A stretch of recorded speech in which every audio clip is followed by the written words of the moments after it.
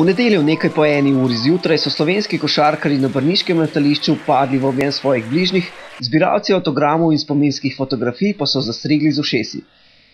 Čeprav nekoliko utrujeni, so reprezentanti našli čas tudi za kratek klepet z novinarji. Vtisi po svetovnem prvenstvu so bili nekako dvoplastni. Mislim, če bi pred svetovnim prvenstvom bi nam kakšen rekel, da bomo zasedali 8. mesto, bi takoj podpisali, ampak nažalost, vsaj pri meni in pri mojih soigralcih nekako čutimo ta grenek prikus, kajti z unimi igrami v prvem delu smo bili res izgledali kot ena prava ekipa, bili smo na vrhuncu, ampak nažalost v tem drugem krogu smo nekako popustili, doživeli te 3 porazi in nekako osebno sem kar malo razočaran. Je dejal eden najboljših v slovenski izbrani vrsti Goran Dragić, pri Boštjanu Nahbarju pa so prevladovale vedrejše misli. Ja, zelo naporno, zelo napeto tekmovanje.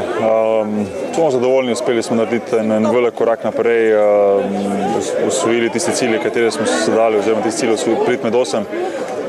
Žal nam ni na koncu uspela še kakšna zmaga več, kako preboj, nekako mesto više, ampak nekako zdaj, ko na koncu gledam, biti 5. ali pa 8. nekako je skoraj enako, tako da smo lahko zadovoljni.